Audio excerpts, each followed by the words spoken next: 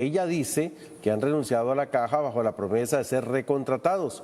Nuestro compañero Alejandro Urbina se ha trasladado al Sindicato Nacional de Médicos Especialistas y desde ahí nos ofrece la información. Nuevamente un gusto saludarlo, Alejandro. Adelante, buenas tardes.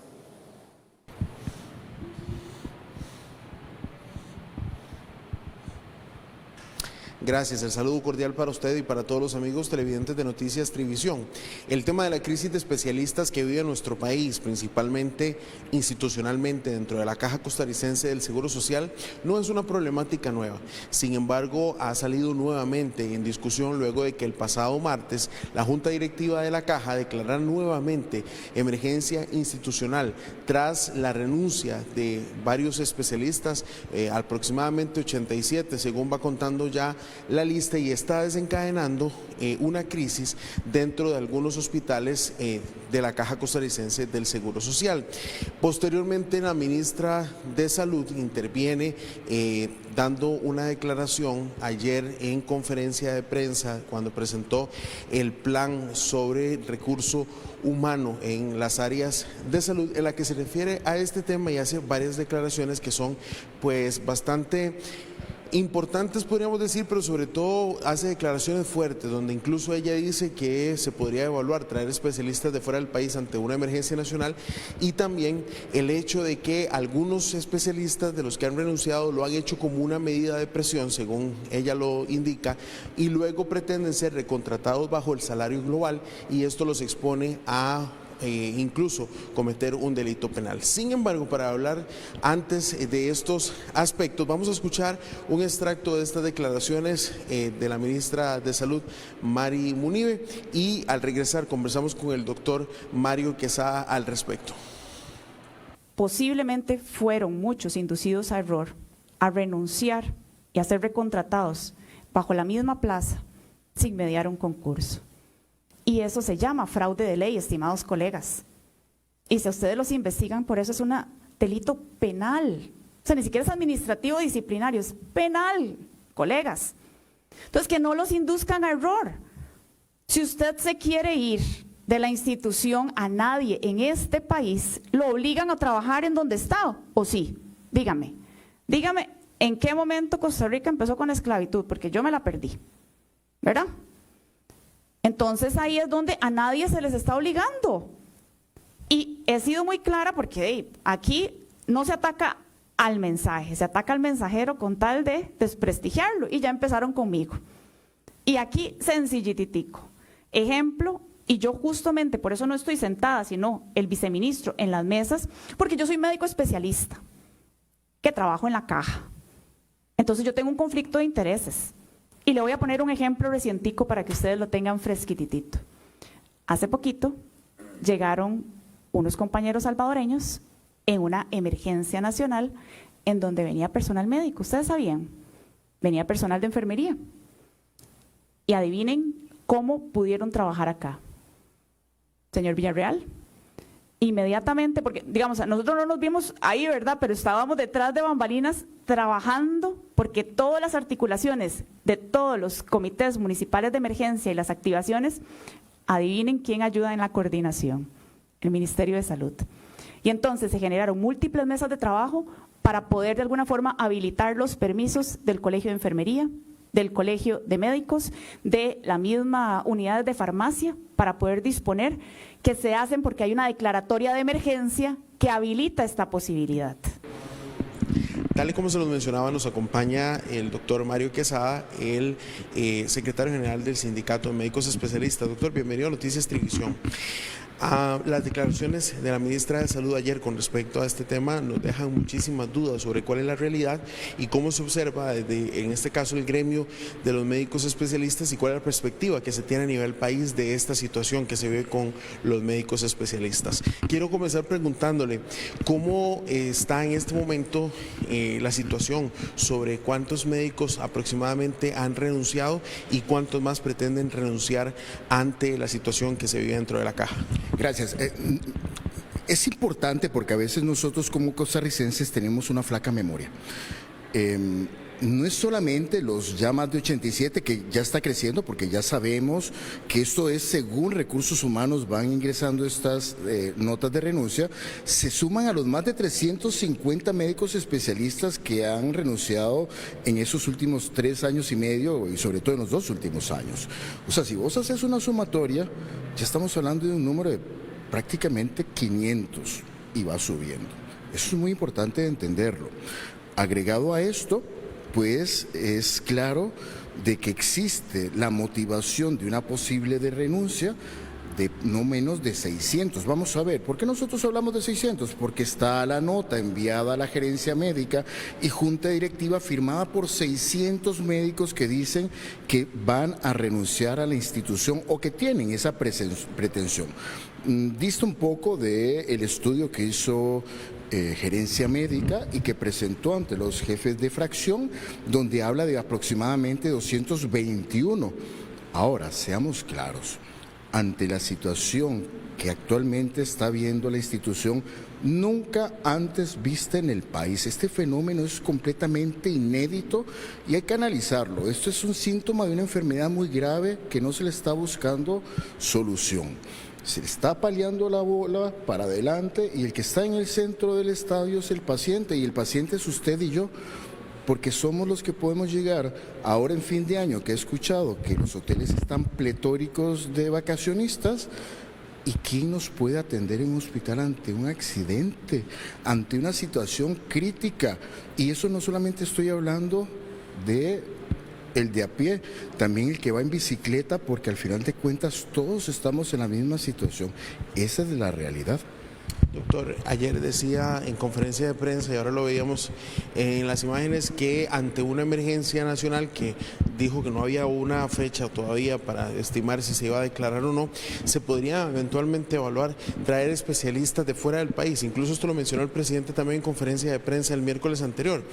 ¿Qué tan factible es esto y cómo se toma desde el gremio, entendiendo que realmente nuestro país pues tiene especialistas suficientes para cubrir la necesidad país, pero sobre todo que es ante una petición no necesariamente atendida y escuchada por parte de las autoridades? Ok, vamos a ver.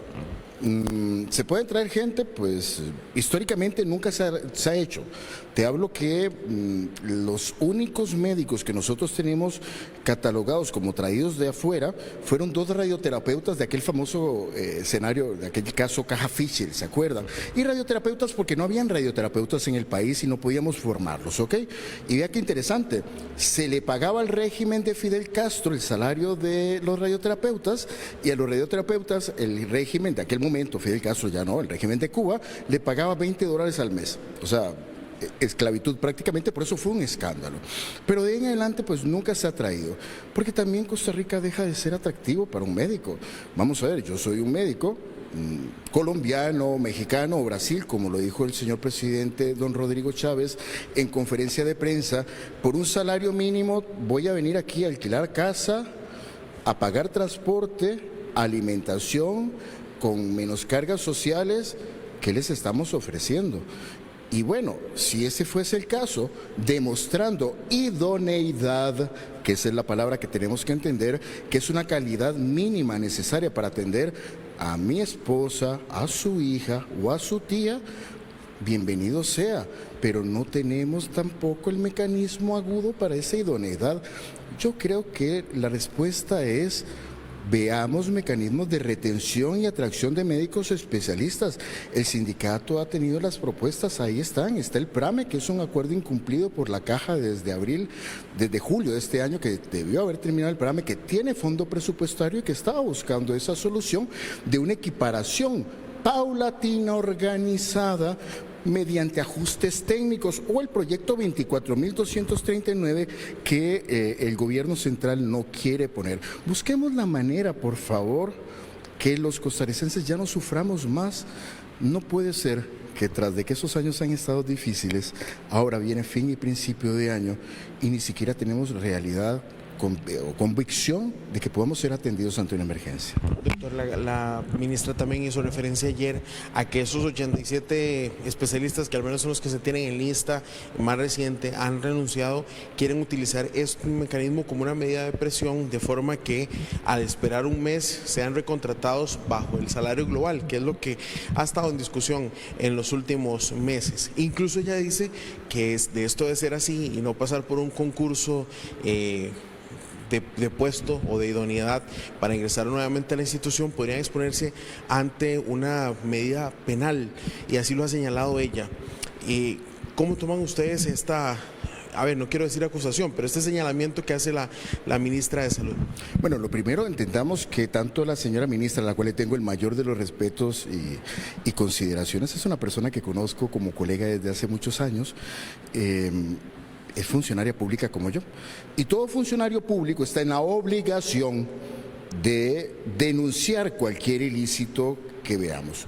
Ya nosotros hemos dicho, señora ministra, si tiene la evidencia, yo personalmente, doctora Mary Munive, la acompaño a la Fiscalía a poner las denuncias correspondientes, pero son renuncias hechas, sí, o sea, es un derecho que está en el Código Laboral. No nos olvidemos que en el 2014 la doctora Mary Munive también renuncia a su contrato de retribución para que por razones personales la contraten en otro hospital diferente al que ella estaba y que la tenía encadenada, llamémosle de esa manera, el contrato de retribución. ¿Eso es un fraude de ley? No, pues ella lo razona en 7 páginas muy claras y dice que se acoge al Código Laboral, que es un derecho de los trabajadores. Punto número 1. Punto número 2, al ser renuncias efectivas, ya sabemos que más del 43% dijeron, no me interesa volver. Vea qué grave. Y del resto dijo, voy a pensarlo. Y del voy a pensarlo, la caja a entender que es un personal insustituible, básicamente, que es indispensable, insustituible, ya tiene los mecanismos como lo otorga la ley en su autonomía de recontratación lo más rápido posible. Entonces, doctora Munive, ¿quién estaría haciendo un fraude de ley?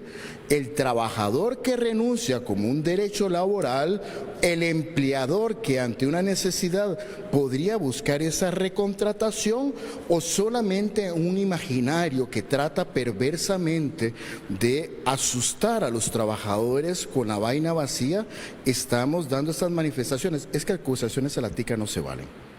Muchísimas gracias, doctor. Definitivamente, pues esta situación de los especialistas, y yo repasaba ahora que tenemos ya varios meses de estar hablando sobre esta situación, particularmente el doctor Quesada, que siempre ha atendido amablemente a este medio de comunicación y quien es con quien hemos más abordado este tema de la crisis de especialistas que vive la Caja Costarricense del Seguro Social. Hay un grupo más que se hace llamar representantes de los médicos especialistas también dentro de la institución, incluso se llama Frente en Pro de la Caja Costarricense del Seguro Social, y está liderado por la doctora Natalia Solís. Ella nos envió esta declaración sobre cuál es la postura respecto a la crisis que se vive en cuanto a la necesidad de especialistas dentro de la Caja Costarricense del Seguro Social.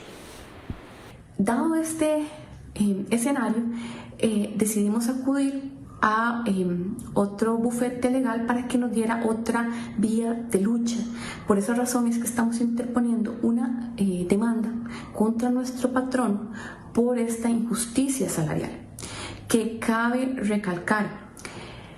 Esta injusticia salarial podría y creemos que debería ser resuelta en el seno de la Junta Directiva, haciendo un ajuste salarial que permita a todos los médicos equiparar sus salarios. Si uno se pone a pensar sobre los fondos que se tienen para las eventuales estas emergencias, tanto en abril como para esta emergencia institucional, que se tiene un fondo de emergencias, si se hubiera invertido eso en mejoras salariales, creo que eso hubiera ayudado a pagar varios años de nuestros salarios. Habría continuidad de muchos más médicos en este momento laborando y no desgastados por el cansancio mental de ver un patrono que no quiere negociar, ¿verdad?